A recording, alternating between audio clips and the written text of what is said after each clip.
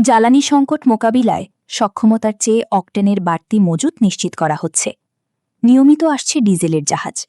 সরবরাহ বাড়িয়ে মানুষের ভোগান্তি কমানোর পরিকল্পনা করছে বিপিসি।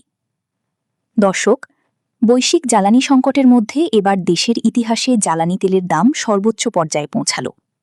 গতকাল শনিবার রাতে সরকার এক প্রজ্ঞাপনের মাধ্যমে এই নতুন দাম ঘোষণা করেছে, যা আজ রবিবার থেকেই কার্যকর হচ্ছে।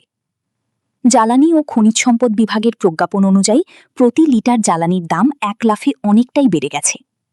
অর্থাৎ অকটেনের দাম লিটারে বেড়েছে ২০ টাকা আর ডিজেলের দাম বেড়েছে ১৫ টাকা।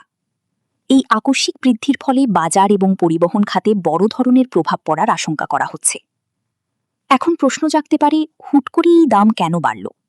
এর মূল কারণ বৈশ্বিক ভূ রাজনীতি। গত ২৮ ফেব্রুয়ারি ইরানে যুক্তরাষ্ট্র ইসরায়েলের হামলার মধ্য দিয়ে মধ্যপ্রাচ্যে যুদ্ধ ছড়িয়ে পড়ে।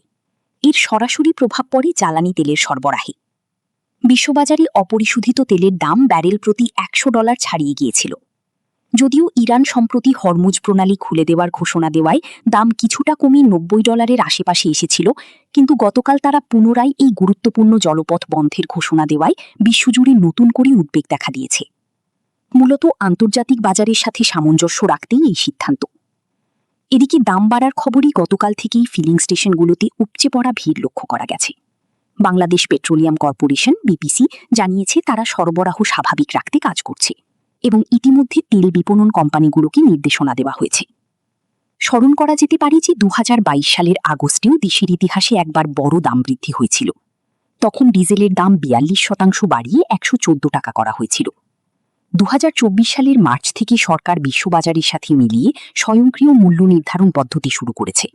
সেই হিসেবে এপ্রিলের শুরুতেই দাম বাড়ার কথা থাকলেও জনস্বার্থ বিবেচনায় সরকার মাসের মাঝামাঝি এসে এই সমন্বয় করল।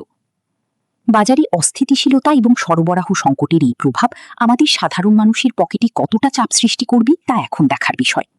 বিপিসি যদিও বলছে মজুত পর্যাপ্ত, তবে মাঠ পর্যায়ে সরবরাহ ব্যবস্থার দিকে কড়া নজরদারি প্রয়োজন।